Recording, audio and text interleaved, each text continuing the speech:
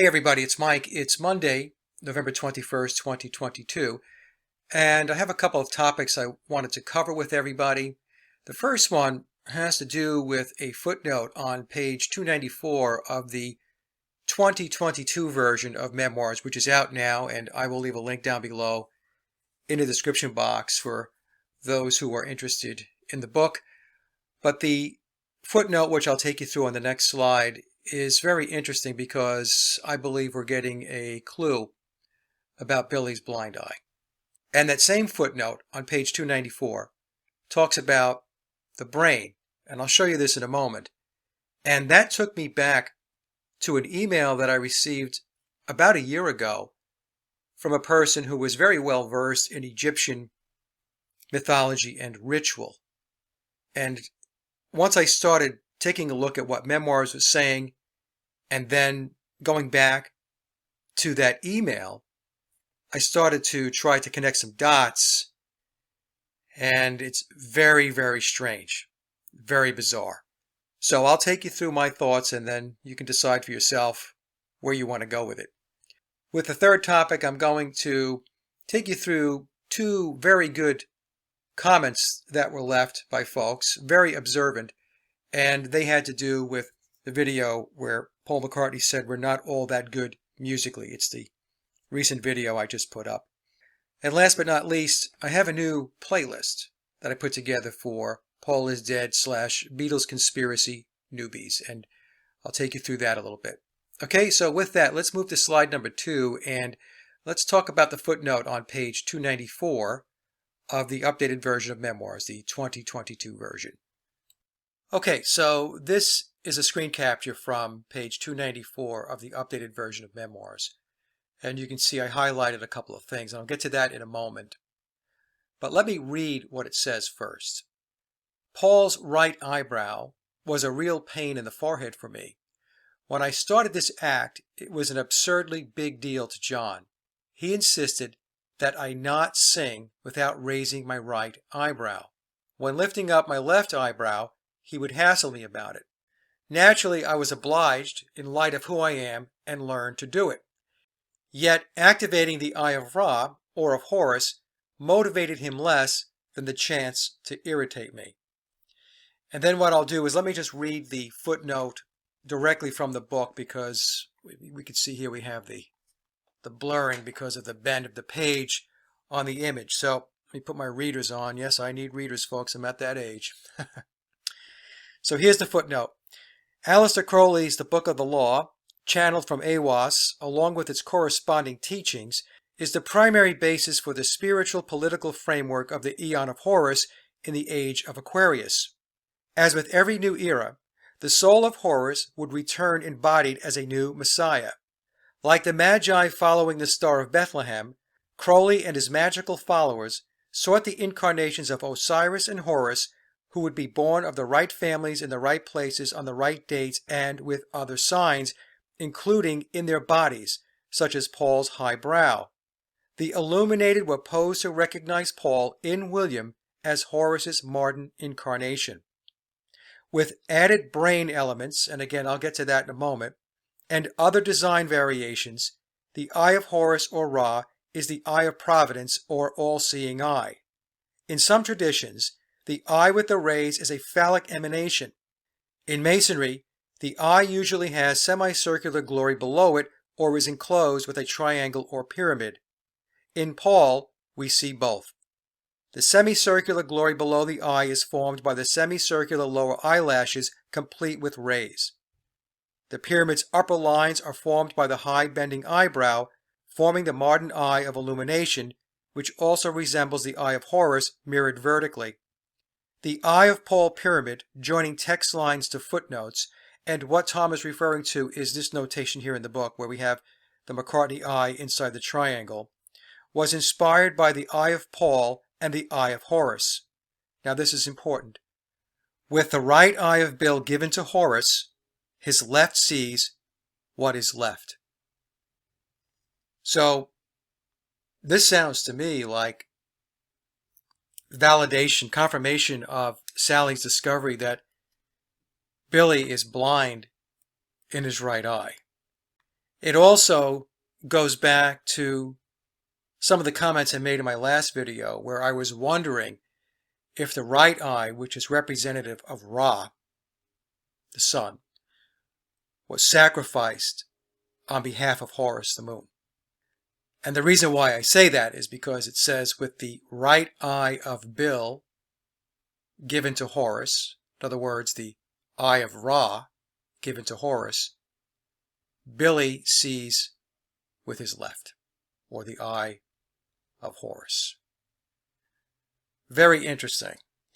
And below the text on page 294, there is some very faint font. What it says is, "Let my servants be few and secret. They shall rule the many and the known."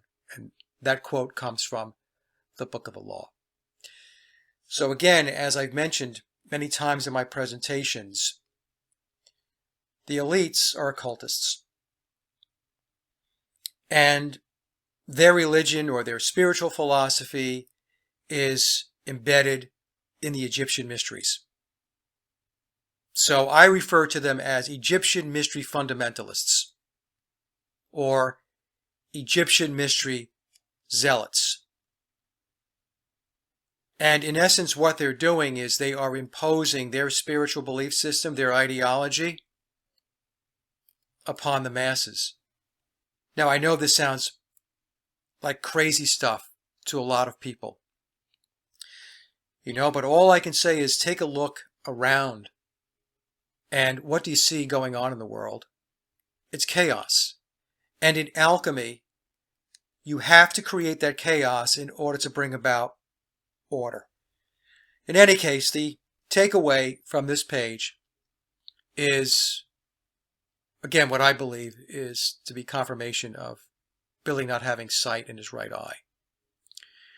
And now what I'm going to do is to go to slide number 3, and let's talk about this piece here where they talk about the brain elements. That's going to get even weirder.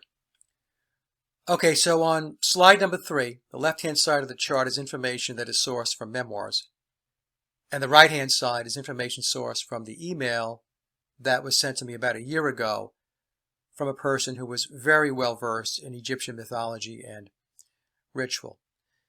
Now from page 294, the footnote, which I mentioned in the previous slide, with added brain elements and other design variations, the Eye of Horus, or Ra, is the Eye of Providence, or all-seeing eye. Now, before I get to the narrative that I'm showing here from page 562, let me read from pages 560 and 561 to give you the backdrop. So the Beatles are participating in a meditation that is being led by Brian Jones of the Rolling Stones. Every now and then, a few of us gathered for group pole meditations. Usually, we each drew near that state of pole connectivity in our own individual way. From time to time, we would all chant or hum in unison, or would repeat a mantra or do a guided meditation. One time, Brian Jones led us in a meditation based on a pharaoh succession ritual that included refreshments which he concealed in a trash bag. Let me put my glasses on here so I'm not struggling to read. With senses heightened by pot, we could all smell the sweet, freshly baked wheat bread that lingered on, making it hard to focus on Paul for the spell. Now notice they use the word spell. Once I could concentrate, and this is Billy talking about himself, the trip of visualization amazed me. In our minds, we followed along as we came along a long path reddened with blood drops. We followed the drops into a dark, wooded forest, going in deeper and darker until we walked beyond the drops. We continued walking through the darkness until the trees parted, letting in light. In the clearing sat a large, latched sea trunk rested at the top of a large hill. As we reached the trunk, we slowly unlatched it, opened the lid, and behold a mangled corpse with an upside-down, disconnected skull. Reaching into it, we pulled out Paul's sticky blood-matted head, or what was left of it. Much of it had been smashed away. We take turns holding it, reflecting respectively, and passing it carefully to the next person until it was placed aside. As the meditation continued, we imagined that we saw some cranberries growing wild by a mild stream. We uproot a seedling, carry it back to the skull, and gently replant it in a sunken eye socket. We place the skull in a hole, pack dirt around it, and pour water over the top. We silently watch the plant grow and receive strength to produce cranberries. And then I'll read from the slide. Okay, Brian said, take, eat, partake of Paul. This is his communion. From a bag, he pulled delicious bread and cranberry sauce. He broke off the loaf's end, buttered it, and spread the sauce. Upon taking a bite, he passed it on, saying, Paul's brains nourished the roots that carried his best elements on up to the berries, which were smeared on this warm bread. Through the berries, we are all now partakers of his brains. Now he is in all of us. We are all made one in Paul. This night was in celebration of the release of our single, My Penny Lane and John's Strawberry Fields Forever in 1967. Our desired communion with Paul also united us all with each other. We all came together over Paul. I know, folks, this is extremely weird, bizarre, and disturbing. And I can also see the similarities to Catholicism and the ritual of communion. Eat of my body, drink of my blood. Okay, so let's now move to the right-hand side of the slide. And the top box did not come from the email, but I put it in here as background so that the email would make more sense. The ancient Egyptians believed the soul had three parts, the Ka, the Ba, and the Ak. The Ka was essentially a person's double. It was the life force, and at death it was separated from the body.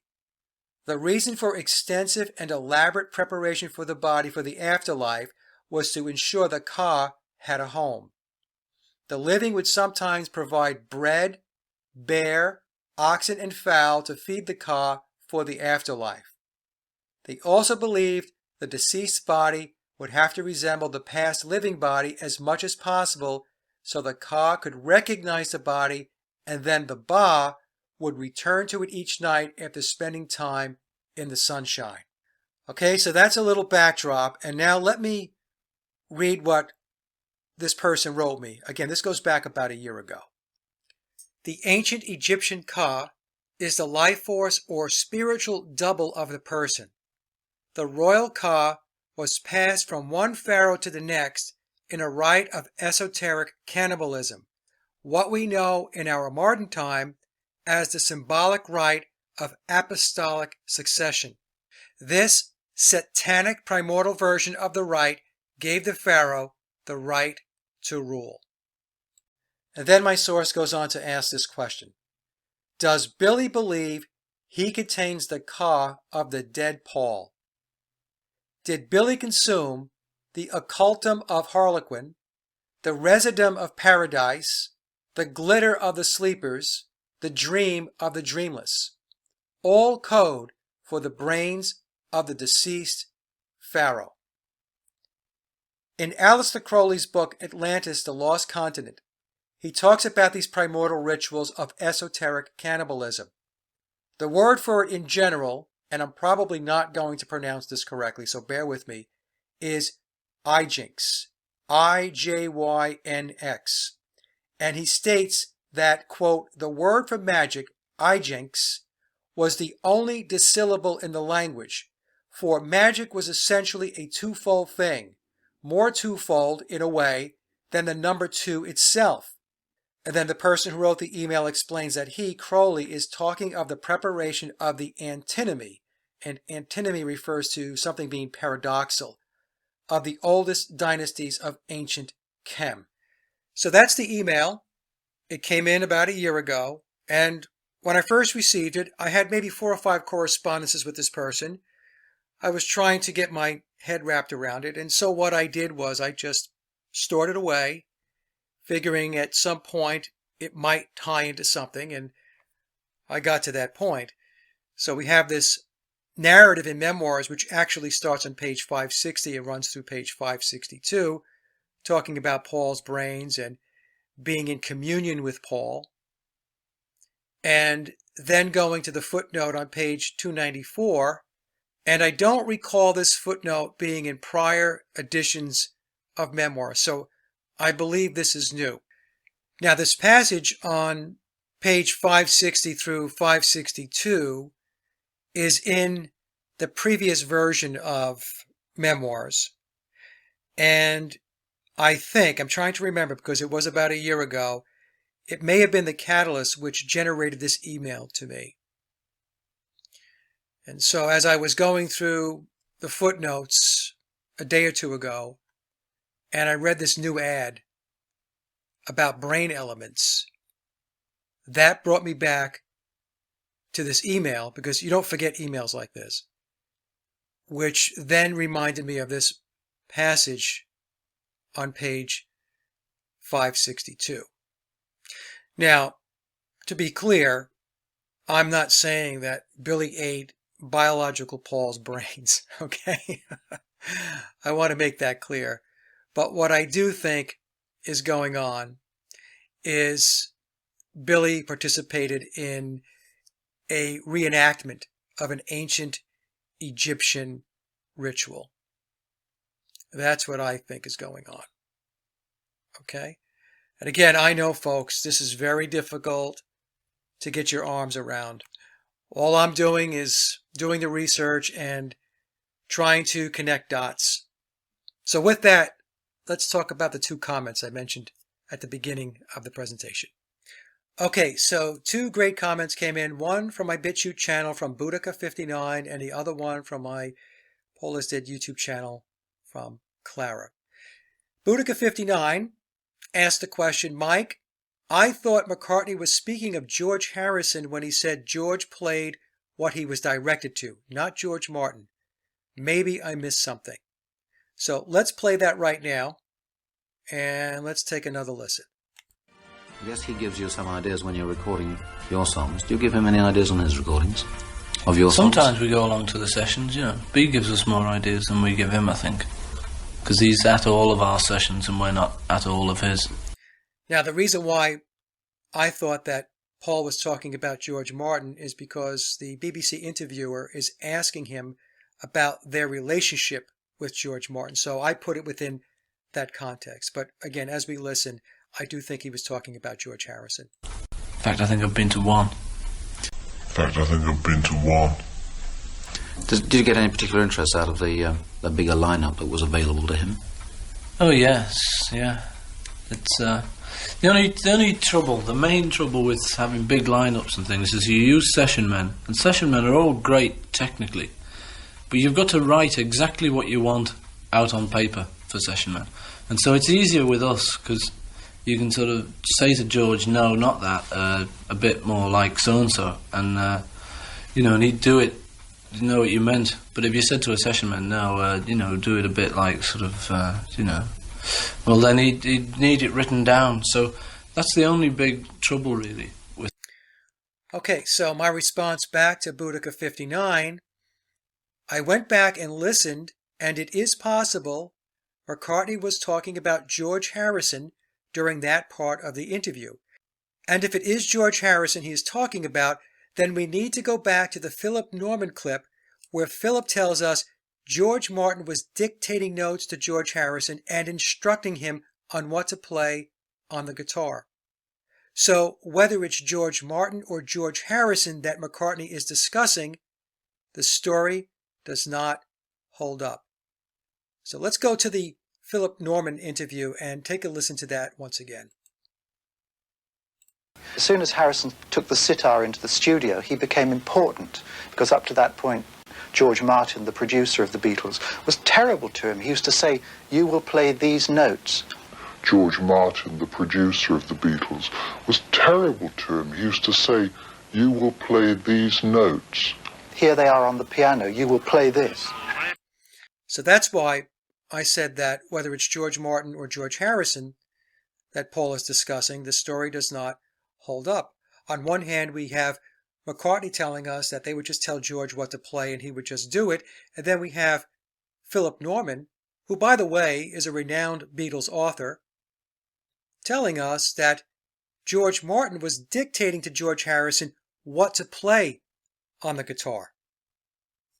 So, which is it? And for those of you that follow my work, you know that my position is that they didn't write the songs between 1962 and 1966. Those songs were written by ghostwriters, and studio players laid down the recorded tracks for both their albums and their singles. So this whole dialogue, whether Paul's talking about George Martin or George Harrison, is a story. That's all it is, because they did not write all their own music, especially when we're talking about the period between 1962 and 1966. Okay, so with that, let's move to the second comment, and it's a great observation by Clara.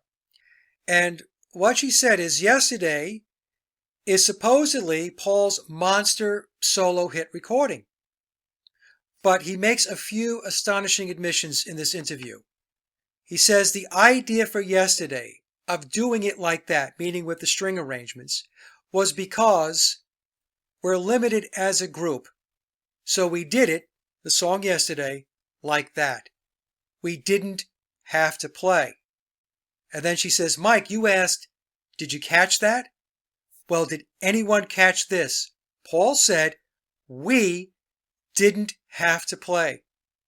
Whereas the official story presented to the public then and now is that it was Paul singing the lead vocal and playing acoustic guitar to George Martin's string arrangement.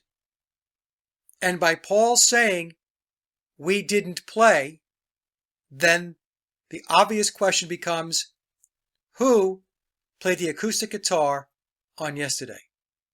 So let's take a listen to this bit. I have since then recorded some more with an unusual instrumentation in the backing. Was this inspired by the success of Yesterday, or did you do it because you liked it? Well, the idea for Yesterday of doing it like that was because we're limited as a group. We're the first to say that we're not all that good anyway musically. We're limited as a group. We're the first to say that we're not all that good anyway musically. So there was something like Yesterday. The best we could have done with it would have been This Boy or If I Fell. Those are sort of, I think, two of the best that we've done like that with a group and still managed to put the song over in the way it should have been. But with Yesterday, it would have just meant either another If I Fell or another This Boy, another Beatles combo doing a slow one, So we did it like that, and nobody seemed to mind.